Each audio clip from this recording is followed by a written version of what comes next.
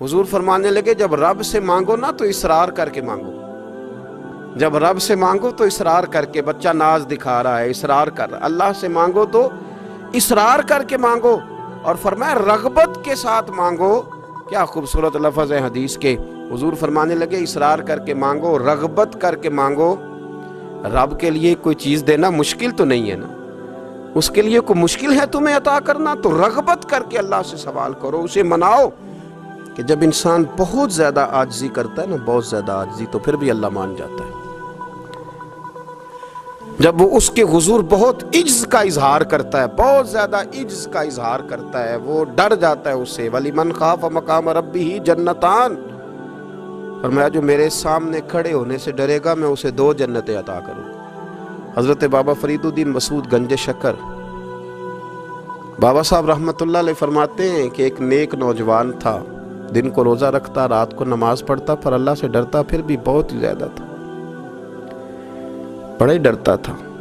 موت کا وقت آیا تو ماں ہی تھی بس اس کی، تو ماں سے کہنے لگا اماں تو میری ماں ہے، میرے ساتھ 3 وعدے تو کر۔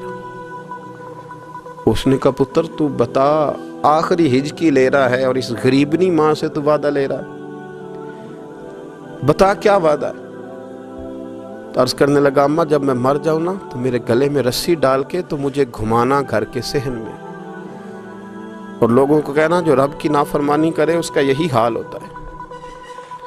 یہ اعلان کرنا جو اللہ کے نافرمان ہوں ان کا یہی اشر کیا جانا چاہیے۔ اور اماں پھر دوسرا وعدہ کر، میرا رات کو جنازہ اٹھایا جائے، میں نہیں چاہتا کہ کسی کے منہ سے یہ لفظ نکل جائیں کہ وہ دیکھو اللہ کا نافرمان جا رہا، رات کو میرا جنازہ اٹھانا۔ اور اماں تیسرا میرے ساتھ وعدہ کر کہ لوگ مجھے دفن کر کے آ جائیں گے تو میری قبر پہ چلی جائے گی، عمل میرے پاس کوئی نہیں، پر مجھے لگتا ہے ماں کے قدموں کی برکت سے عرش کا مالک بھی رحم فرمائے گا۔ اماں تو وعدہ کر کہ میرے ساتھ وعدہ کر۔ بابا صاحب رحمۃ اللہ علیہ فرمانے لگے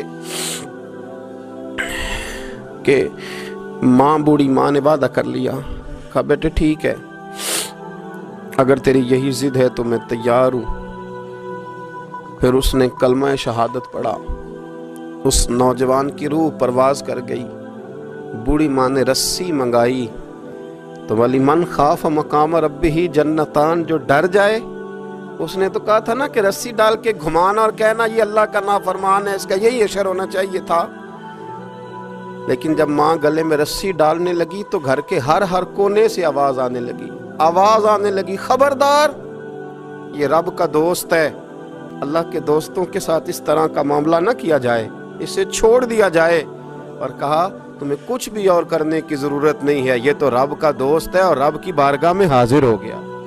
کچھ کوئی بندہ کہے گا کہ یہ تو ایک بابا فرید کا سنایا ہوا واقعہ ہے، سنیے بخاری میں حدیث ہے، نبی پاک صلی اللہ علیہ وسلم نے فرمایا، حضرت ابو ہریرہ رضی اللہ تعالیٰ عنہ راوی ہیں، حضور فرماتے ایک شخص مرنے لگا تو اپنے بچوں سے کہنے لگا کہ میں جب مر جاؤں تو مجھے جلا دینا، اور پھر میرے جلے ہوئے وجود کو پیس دینا، پھر مجھے ہوا میں اڑا دینا، پتر مجھے اڑا دینا، مجھے بڑا ڈر لگتا ہے، اگر رب نے مجھ سے حساب پوچھا تو میں قابل نہیں ہوں، اڑا دینا مجھے ہواؤں میں، اگر اس نے مجھ سے عذاب لیا تو حساب لیا تو بڑا سخت حساب لے گا۔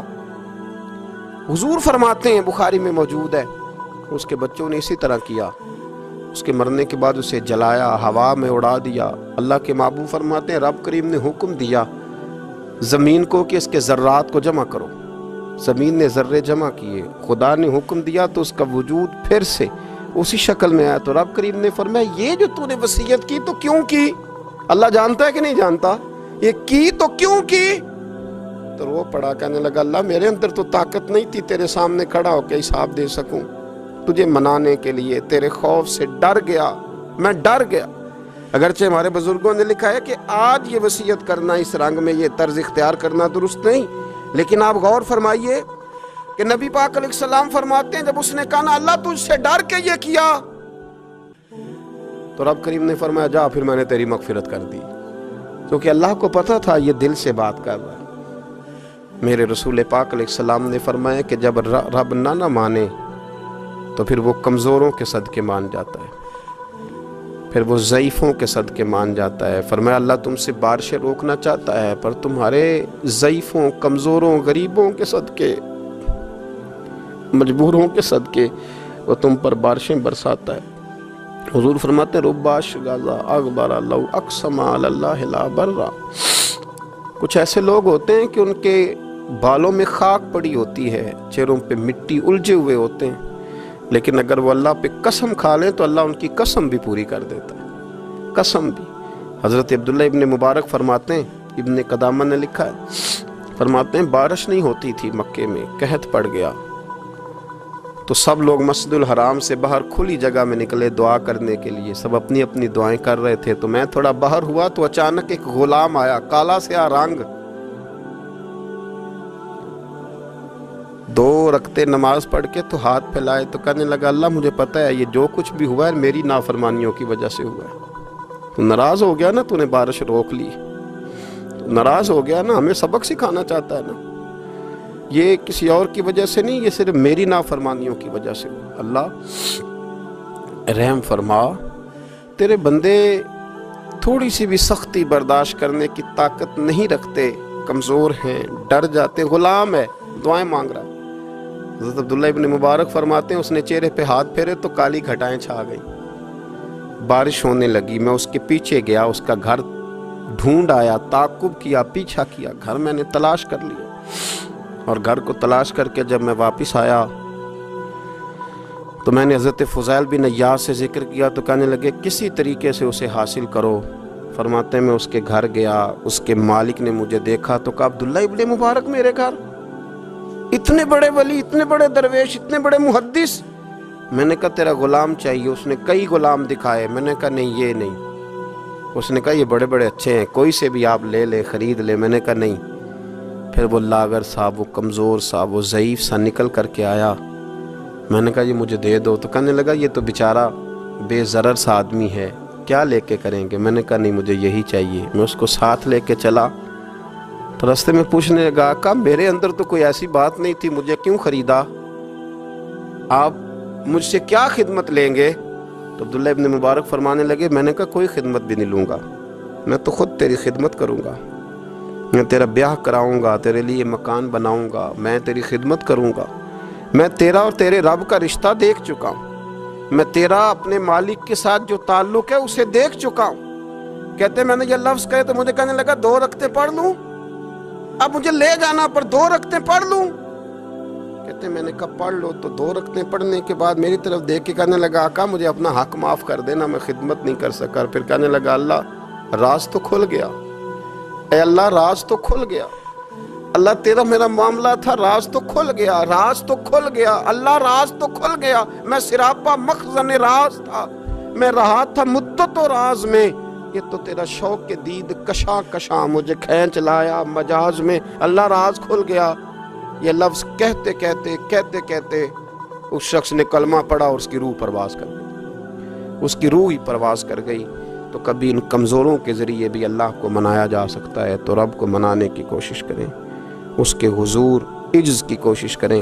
ہر آدمی اپنے گھر میں بیٹھ کر، اپنے مصلے پہ بیٹھ کر، تنہائی میں بیٹھ کر اس سے کہے، اور یاد رکھنا وہ بڑا کریم ہے اور وہ بڑا قدیر ہے، بڑا قادر ہے، 1 منٹ لگاتا ہے اور ہر چیز اس کے کرم میں نہا جایا کرتی ہے، اس کے فضل میں ہر چیز نہا جاتی ہے۔ بوڑھے بھی دعائیں کریں، مائیں بھی دعائیں کریں۔ حضرت عائشہ صدیقہ فرماتی ہیں، یہ بھی مسلم میں موجود ہے، کہتی ہیں دعا رسول اللہ، کہتے ہیں نبی پاک نے دعا مانگی، حضور نے دعا مانگی۔ سبحان اللہ، کیا لفظ ہیں، کیا وجد آفرین جملے۔ کہتی ہیں دعا رسول اللہ، نبی پاک نے دعا مانگی، ثم دعا، دعا مانگ کر حضور پھر دعا مانگنے لگے۔ حضور نے دعا مانگی اور دعا مانگ کر حضور پھر دعا مانگنے لگے، اور ثم دعا رسول اللہ، تیسری دفعہ فرماتی ہیں، کہتی ہیں حضور نے دعا مانگی اور دعا مانگ کر پھر دعا مانگنے لگے، یعنی حضور نے دعا مانگی اور پھر دعا مانگی اور دعا ختم ہو گئی تو تیسری دفعہ پھر دعا مانگی، یعنی حضور نے مانگا۔ کیا کہا حضرت نے، فرمانے لگے مانگیں گے، مانگے جائیں گے، منہ مانگی پائیں گے۔ سرکار میں نہ لا ہے نہ حاجت اگر کی ہے، مانگیں گے مانگے جائیں گے، منہ مانگی پائیں گے۔ حضور نے دعا مانگی اور دعا مانگ کر پھر دعا مانگی اور دعا مانگ کر پھر دعا مانگی۔ تو نبی پاک صلی اللہ علیہ وسلم کا تو اللہ سے مانگنے کا، اس کو منانے کا یہ طریقہ، حضرت عبداللہ ابن عمر فرمانے لگے، یہ لفظ ابو داؤد شریف میں موجود ہے، ذرا ان کا بھی ذائقہ محسوس کیجئے گا۔ حضرت سیدنا عبداللہ ابن عمر فرماتے ہیں میں حضور کی مجلس میں حاضر تھا، حضور مانگنے لگے اللہ سے، حضور اللہ سے مانگنے لگے۔ میں تو کئی دفعہ یہ دعا بھی مانگنے لگ جاتا ہوں کہ اللہ تو ان دعاؤں کی طرف تو دیکھ جو تیرے رسول نے ہمارے لیے مانگی۔ اللہ تو ہمیں تو نہیں نہ مانگنا آتا، نہیں طریقہ آتا، نہیں سلیقہ آتا، نہیں انداز آتا، ہم تو بے توجہ سے لوگ ہیں، بیٹھنے کا ڈھب نہیں آتا ہمیں تو ہاتھ اٹھانے کا سلیقہ نہیں آتا، ہم تو وضو کرنے کے اس طریقے سے آشنا نہیں، پر اللہ تیرے محبوب نے تو خوب مانگا ہے نا تجھ سے، تیرے پیارے حبیب علیہ السلام نے تو تجھے منایا ہے نا ہمارے حق میں، تو اللہ تو ان دعاؤں کی طرف تو دیکھ۔ حضرت عبداللہ ابن عمر رضی اللہ تعالیٰ عنہ فرماتے میں حضور کی مجلس مبارکہ میں بیٹھا تھا، ابو داؤد شریف میں موجود ہے، کہتے حضور دعا مانگ رہے تھے۔ دعا کیا تھی؟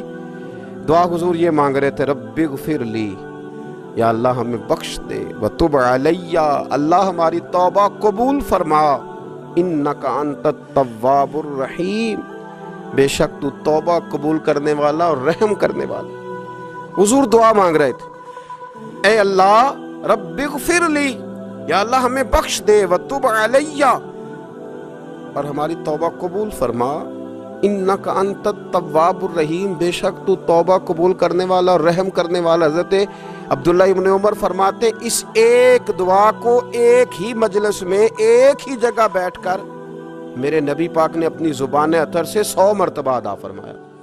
100 مرتبہ حضور نے یہ لفظ کہے، رب اغفر لی وتب علی، رب اغفر لی وتب علی، رب اغفر لی، اے اللہ بخش دے، رحم فرما، وتب علی، بس قبول کر لے نا اب ہماری توبہ، انک انت التواب الرحیم، بے شک تو توبہ قبول کر لیا کرتا ہے، تو رحم فرمایا کرتا ہے۔ ایک ہی مجلس میں 100 دفعہ حضور نے دعا مانگی، دعا مانگ کے پھر دعا مانگی، اور دعا مانگ کے پھر دعا مانگی۔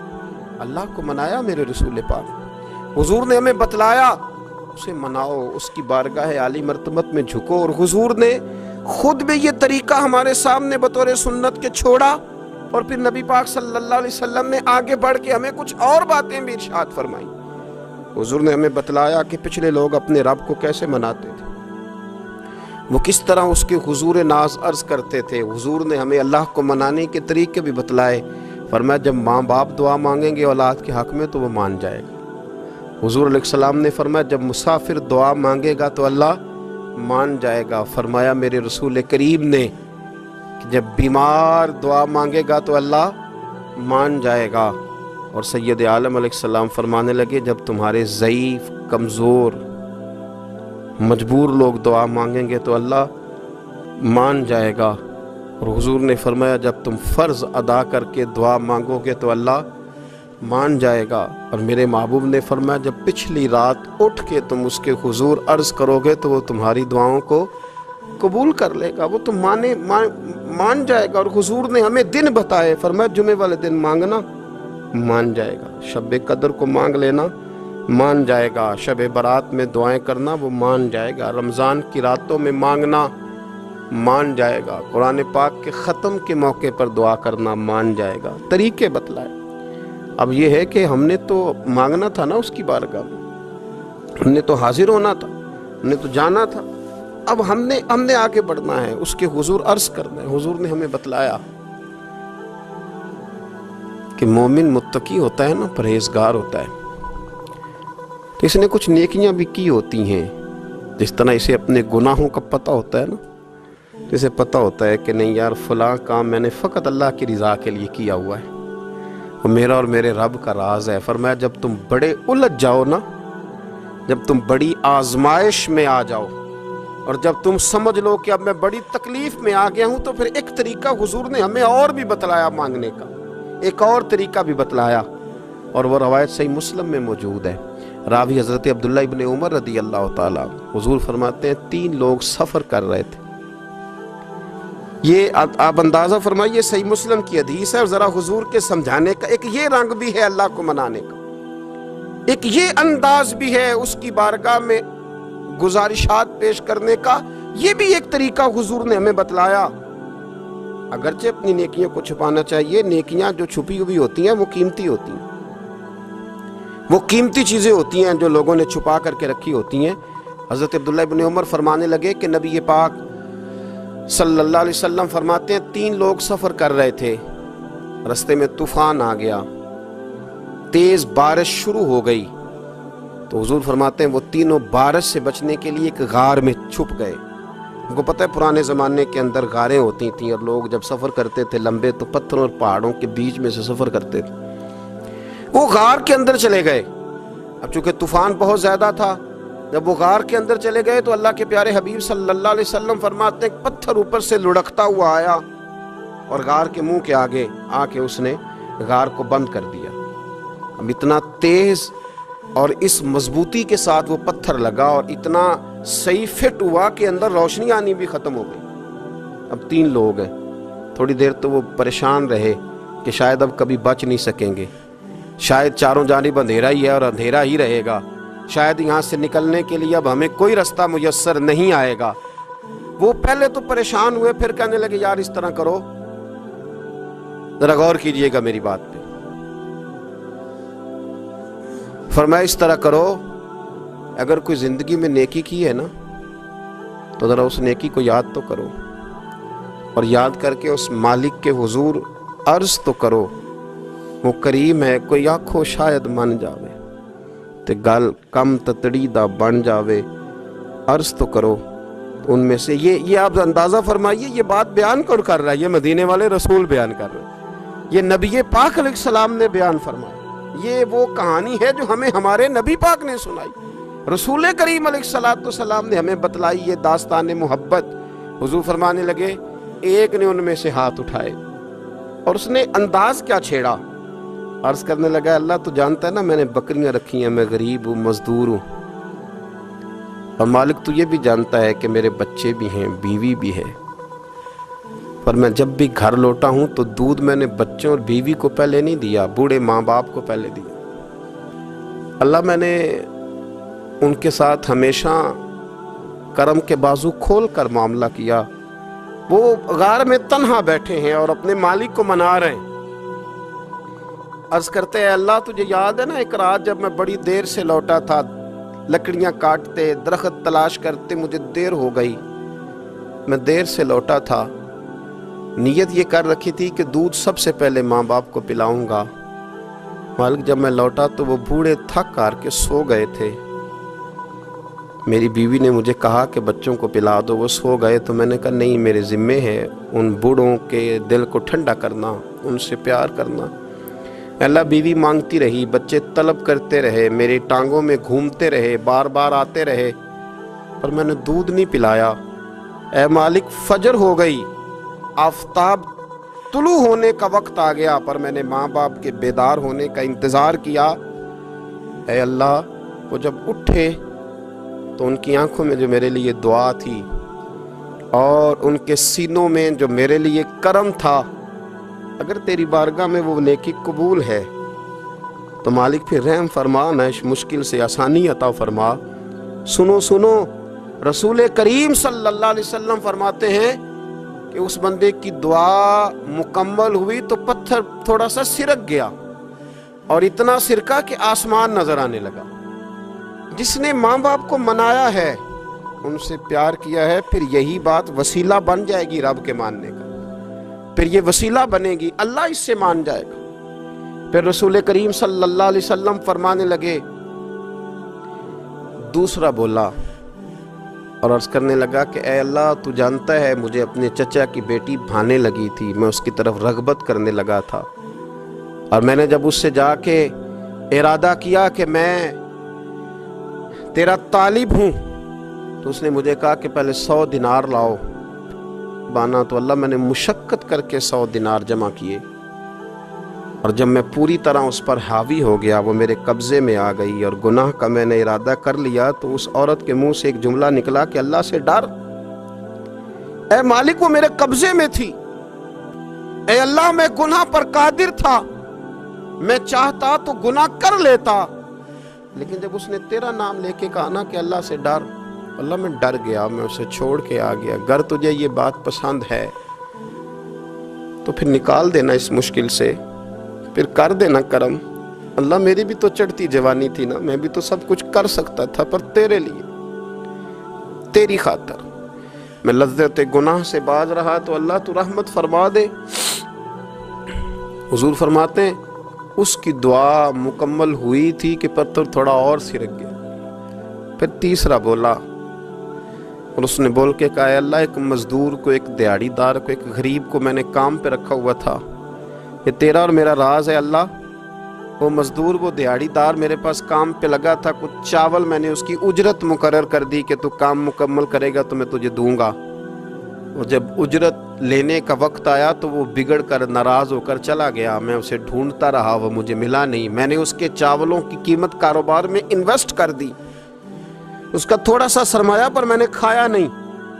फिर वो उससे मैं कारोबार करता रहा और इतना कारोबार किया कि बहुत सारी गायें और उनके चरवाहे तैयार हो गए। वो सालों के बाद लौटा, मैंने उस गरीब का माल खाया नहीं बल्कि बढ़ाया, महफूज करके रखा। वो सालों के बाद लौटा और कहने लगा मेरा माल, तो मैंने कहा वो सारी गायें तेरी है, वो चरवाहा तेरा है, ये सारा कुछ तेरा है। तो कहने लगा तू मुझसे मजाक करता है, मैं गरीब कहाँ और गाँव इतनी इतनी बड़ी गायें कहाँ, तू मजाक करता है। तो मैंने कहा मजाक नहीं, मैंने अपने रब से डर के तेरे माल की हिफाजत की, ये तेरा है। ए अल्लाह मैं खा भी तो सकता था ना, पर तुझसे डर कर मैंने वो सारा महफूज रखा। अल्लाह अगर तुझे मेरी ये अदा पसंद है तो फिर आज मान जाना, आज राज़ी हो जा। अल्लाह के रसूल फरमाते हैं उसकी दुआ मुकम्मल हुई थी कि पत्थर लुढ़का और उनके लिए रास्ता बन गया। वो बाहर आ गए तो हुजूर ने हमें बतलाया कि वो तुम्हारी नेकियां जो छुपी हुई हैं, वो तुम्हारी नेकियां जो तुमने खालिस अल्लाह की रिजा के लिए की हैं, उन नेकियों, उन आमाल का वसीला भी तुम्हारे रब के मानने का जरिया बन जाएगा।